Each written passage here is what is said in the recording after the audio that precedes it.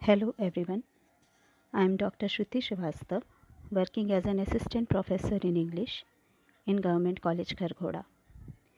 This video is for BA first year students of English literature.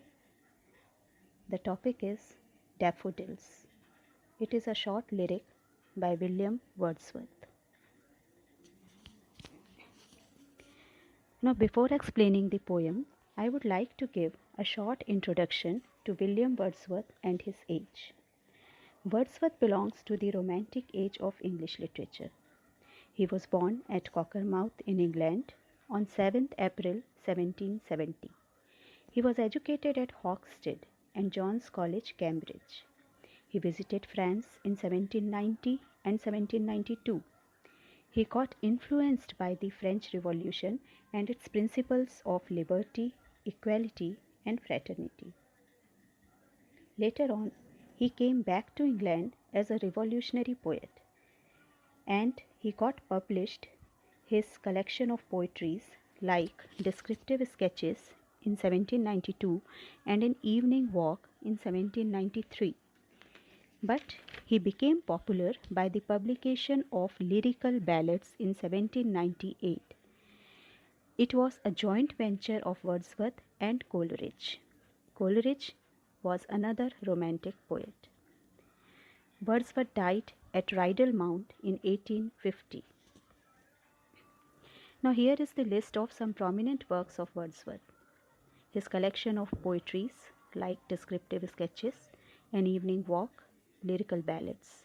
Some of his popular poems are Daffodils, Solitary Reaper, Lines Written a Few Miles Above Tintern Abbey, The Prelude, and Ode on Intimations of Immortality.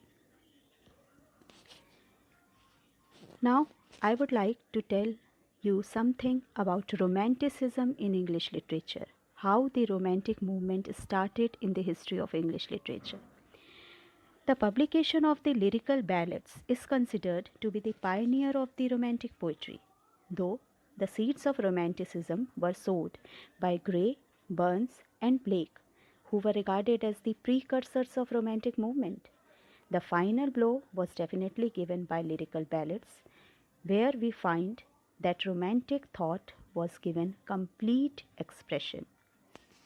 As we know that every age is a reaction against its previous age, Romantic age too was a strong reaction against neoclassical rules and customs.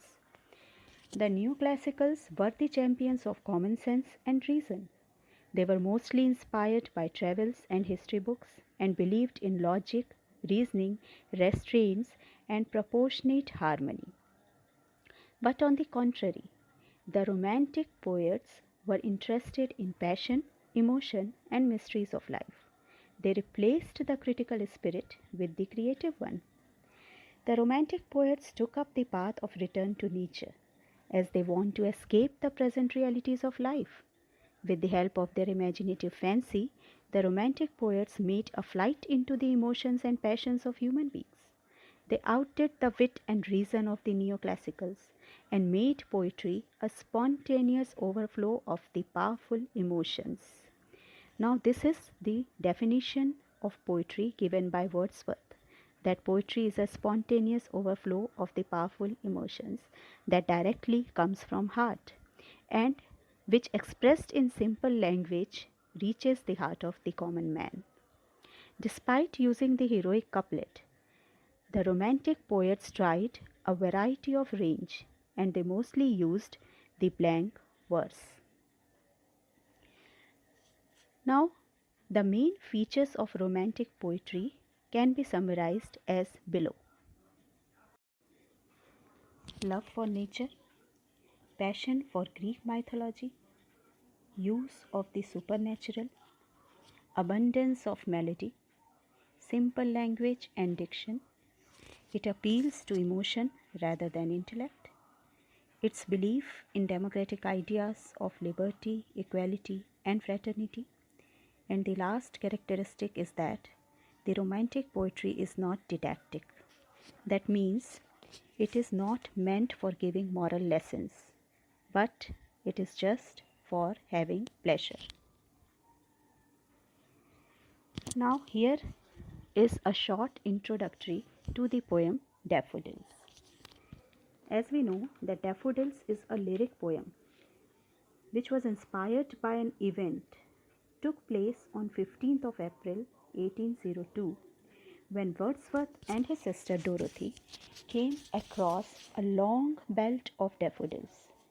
The sight of the beautiful fluttering flowers stretching endlessly beside a lake filled the poet's heart with immense joy. Daffodils represents the joy, playfulness, survival and beauty. Now, communion with nature is not just for the momentary joy, but something that gives everlasting calm and peace of mind.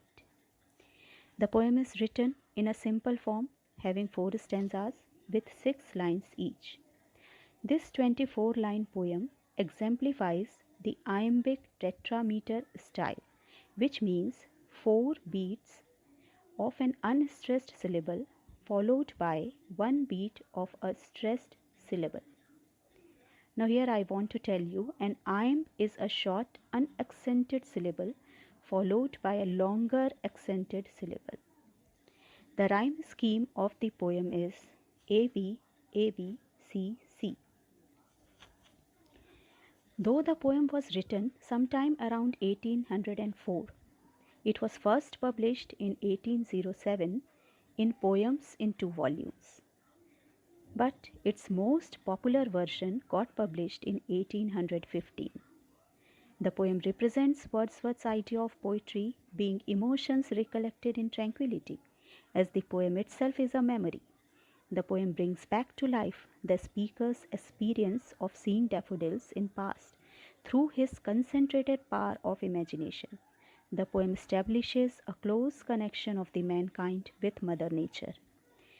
In this poem, the poet makes use of imagery, symbolism, and figures of speech like simile, personification, hyperbole, etc. to illustrate his point.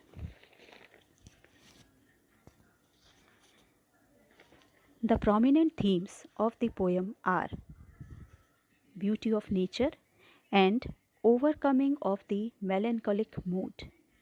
The nature has the divine power to heal a pensive heart and fill it with immense joy and happiness. Now we'll start reading the text of the poem Daffodils.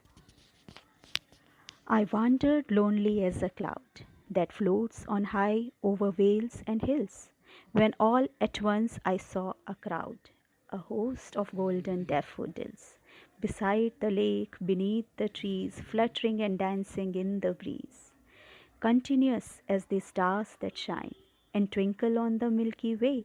They stretched in never-ending line along the margin of a bay.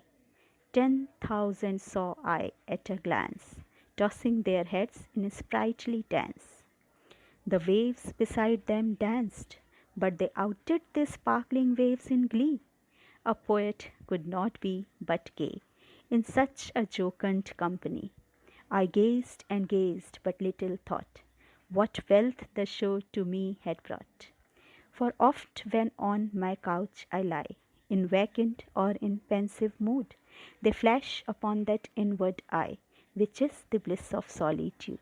And then my heart with pleasure fills and dances with the daffodils. Now, this is a beautiful lyric poem full of melody and sweetness. Now, in the very first stanza, the poet says that he was roaming lonely as a cloud. Now, as a cloud, here we see the use of simile. Now, what is a simile?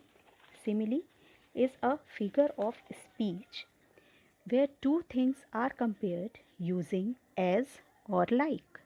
Now, here the poet has used the word as. Now, he compared himself as a cloud which is floating over high valleys and hills, when he suddenly saw a crowd, a host of golden daffodils, A host here means multitude, a great number of the flower daffodils fluttering by the breeze on the shore of a lake beneath the trees. Now I wish to tell you that daffodils are plants in the lily family with yellow flowers and a crown shaped like a trumpet. Now the poet sees daffodils fluttering and dancing in the breeze over there. Poet personifies flowers here by saying that they were fluttering like birds or butterflies. Fluttering means moving quickly and lightly through the air, and they are dancing also like human beings. Now, personification has been used by poet here. Now, what is personification? Personification is a figure of speech in which a thing, an idea, or an animal is given human attributes. The non human objects are portrayed in such a way that we feel that they have the ability to act like human beings. Now, here, poet described daffodils as if they are human beings who are dancing in happiness. We get an overall idea of the landscape, which includes the valleys and hills, the lake, the trees, the flowers beneath them, and the breezy atmosphere. Now, I would like to explain rhyme scheme also. That I have told you that rhyme scheme of the poem is A B A B C C. Now, you see the first line of the first stanza ends with the word cloud, the second line with hills, third is again with crowd, and fourth with daffodils. Now, cloud and crowd they rhyme with each other, so the rhyme scheme is A for them. Hills and daffodils they rhyme with each other, so they are called B. And trees and breeze they rhyme with each other, so they are C. So ABCC is the rhyme scheme of the poem. You will see the same pattern in rest of the stanzas too. Now we come to the second stanza. Now here the daffodils stretch all along the shore, continuous as the stars. They are continuous as the stars. Again the use of simile is here. Flowers have been compared to stars with the use of simile. Because there are so many of them, they remind the speaker of the Milky Way, the galaxy that scientists say contains about 1 trillion stars, including the Sun. Now, daffodils, they are shining like stars because they are golden in color, and they are twinkling also, as in the previous stanza he told us that they are fluttering in the breeze. The flowers were visible as far as the poet could see along the shore line of a bay. Therefore, he uses the phrase never ending line, which also suggests the everlasting impact of flowers on him.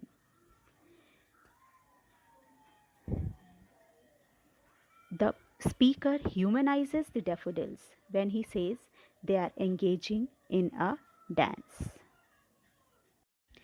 The poet wishes to tell us that the flowers they are in huge amount, they are in large numbers, and they are tossing their heads. That means they are throwing their heads lightly and dancing with full of energy and full of life. Now we move on to the third stanza. In the third stanza, the poet makes a comparison between the waves and the flowers. The waves are also dancing, but in their gleeful fluttering and dancing, the daffodils surpass the rippling waves of the lake. The poet feels immense joy in such happy, blissful company of daffodils. He brings back the focus on himself when he says, "A poet could not be but gay in such a jocund company." Now, jocund here means cheerful, full of happiness. Now, he says, "I gazed and gazed, but little thought what wealth the show to me had brought." Now, the word gazed is used here twice to indicate how moved or charmed the poet was. So he looked at the flowers for a long, long time, forgetting his surroundings. He himself was unaware of the fact that this grand show of lovely flowers would fill his heart with the treasure of everlasting ecstasy. Now, in the fourth stanza, the poet emphasizes the happy impact of daffodils on his life. Wordsworth started this stanza with the word "for" to continue his reasoning for saying that the flowers had brought him wealth. Now, what wealth this grand show has brought to him? In the third stanza, he was not sure himself that what wealth, what treasure, what store of happiness this grand show would bring him in the future. But he made it clear in the last stanza when he says, "For oft when on my couch I lie, in vacant or in pensive mood, they flash upon that inward eye, which is the bliss of solitude." Now here he says, whenever he lied on his bed in sad and melancholic temper, he recollected the cheerful sight of the dancing daffodils through his poetic muse, and then his heart forgets all the pain and sadness and started dancing with the happy daffodils. Now, such is the power of beautiful sights and sceneries of nature. Now, whenever he was free and he lied on his bed, or whenever he was very melancholic, or the word used here is pensive mood. Pensive means thoughtfulness with some sadness. Now, in such a mood, when he was lying there on his bed, when he closes his eyes, they flash upon that inward eye. Now, they here means the flowers, the sight of the beautiful golden flowers. They flash upon his inward eye, that is the eye of his imagination and memory. Now, and he says that is the bliss of solitude. It is perfect happiness for him when he was all alone. He could have the cheerful and happy company of the flowers, daffodils. Now, here it is critical analysis of the poem. In stanza 1, we have seen the speaker uses first person, "I wandered lonely as a cloud," to personalize what he says and to give more depth and meaning to his words. Though the poem starts on a melancholy note, which is shown by the word lonely, it shifts to a euphoric tone as he beholds the sight of golden daffodils. We find descriptive imagery in the lines fluttering and dancing in the breeze. The beauty of nature is depicted in simple language, and soon the reader catches the happy and carefree mood of the speaker. In the second stanza, simile is used again when daffodils are compared to uncountable stars that made him feel to belong to some heavenly place. The readers too share his feeling of experiencing the majesty of seeing 10,000 stars at a glance. 10,000 saw I at a glance, the poet writes. Now, here the poet is exaggerating the number of flowers using another figure of speech called hyperbole. Now, what is hyperbole? Hyperbole is an exaggerated statement or claim which is not meant to be taken literally. Now we can see the flowing rhyme and rhythm in this stanza, use of personification again in the words tossing their heads. Now, it is the use of figurative language and personification when daffodils are described as tossing their heads. The readers experience that the place is spirited, peaceful, joyous, and full of life. Now we come to the third stanza. Use of personification can be seen here also, as the waves danced and daffodils outdid the sparkling waves in glee. The poet attributes the daffodils with the human feeling of happiness and thus gives them life. Then the speaker brings back the focus on himself when he says, "A poet could not but be gay in the dazzling company of such beautiful flowers." The poet feels that the sight of golden daffodils has brought him the wealth of immense joy and peacefulness, which is worth more than all the worldly wealth or money. Now we move on to the last stanza. The poet believes that even though he no longer sees the dancing daffodils, they are capable of changing his pensive, melancholic mood and fill his heart with happiness. The ability to see and feel this happy sight of dancing daffodils with the help of one's memory, that is inward eye, certainly is a bliss of solitude. Now we can conclude that poem is regarded as one of the best and most read subjective poems in the history of English literature. It shows poets' intense feelings of joy and peacefulness. The poet is able to depict the natural landscape and express his feelings vividly in simple language and form. And so the poem continues to charm its readers till date. Thank you.